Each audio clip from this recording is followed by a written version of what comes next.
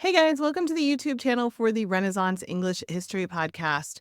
I'm your host, Heather. I've been podcasting on Tudor England since 2009, making my show the original Tudor History Podcast.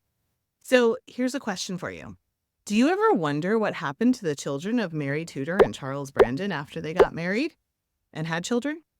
I do. So that's what today's video is about. The children that Mary Tudor and Charles Brandon had. So we know that they had this kind of like fairy tale romance. I mean, that's kind of how it's portrayed in the TV shows where Mary went to marry the French king and he died and Charles kind of came to pick her up, and maybe Mary had extracted a promise before she married Louis that she could marry whomever she liked once she was a widow. Who knows if that's actually true? Either way, she and Charles married in secret. Henry was very mad, but because he loved Mary so much, he ultimately forgave her.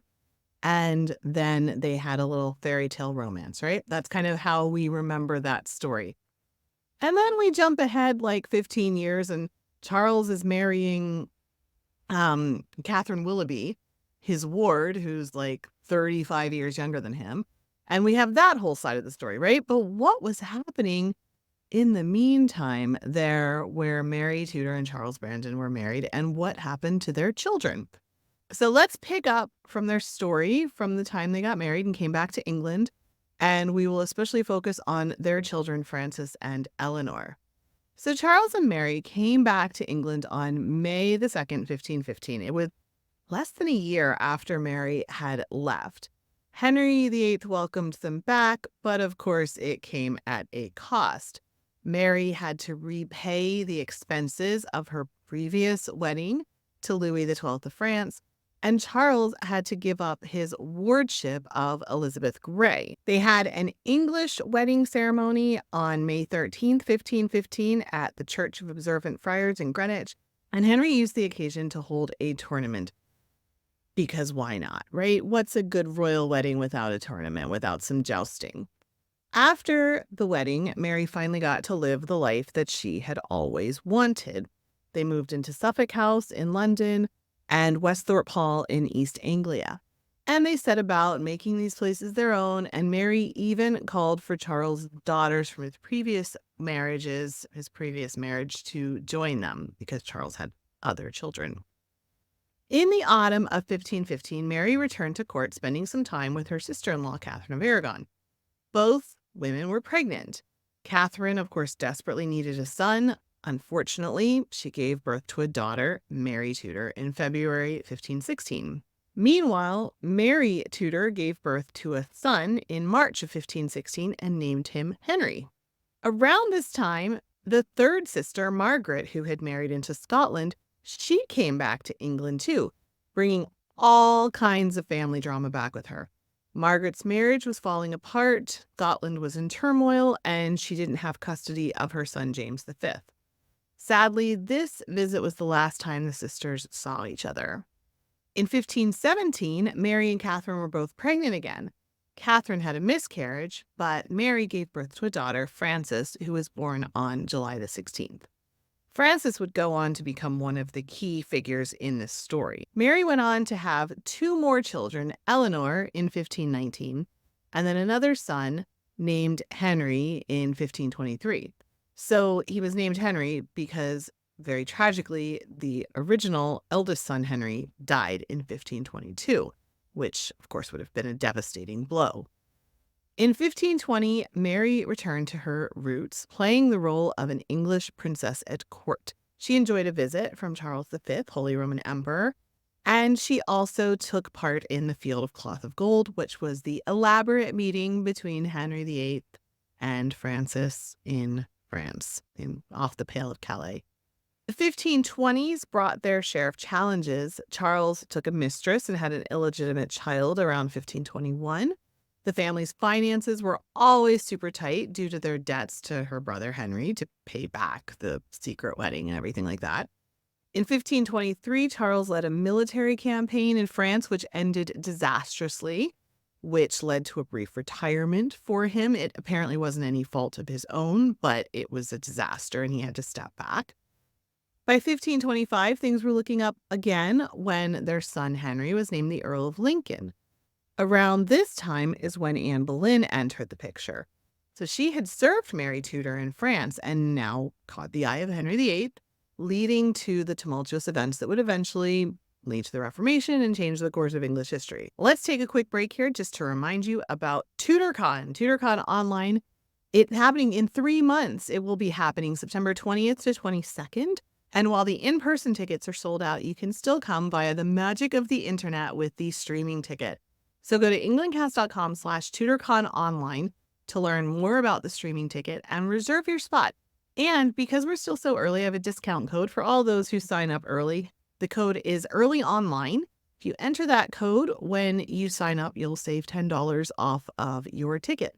So englandcast.com/TudorCon Online to enjoy 3 days of merriment, learning, and community, all from the comfort of your own home. You don't even have to get out of your jammies. September 20th to 22nd. Plus, you get all of the recordings, so if you can't come live, you can watch everything later. So, all right, englandcast.com/TudorCon Online. Back to it. What did Mary think about Henry's relationship with her former lady-in-waiting?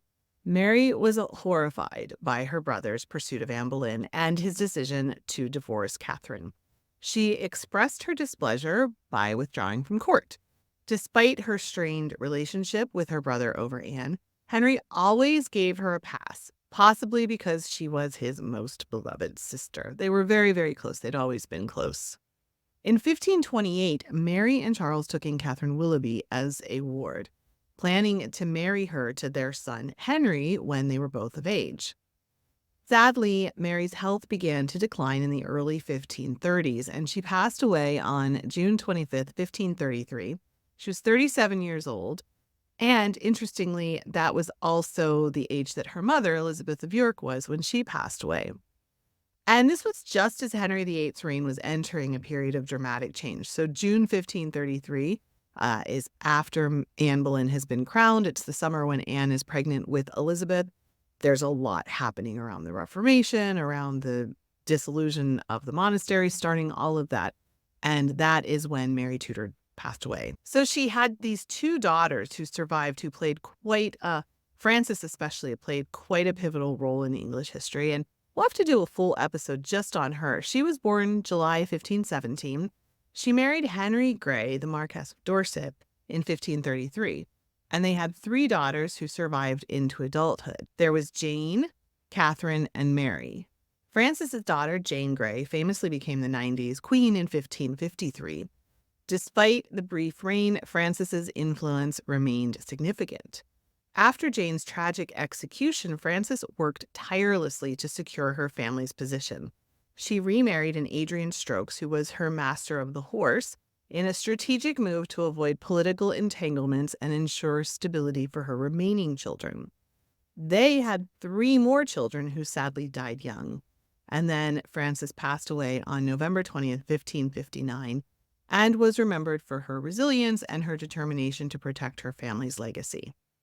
Then there was Eleanor Brandon. She was born in 1519 and married Henry Clifford, the 2nd Earl of Cumberland, in June of 1535. She had a daughter, Margaret Clifford, who married into the Stanley family.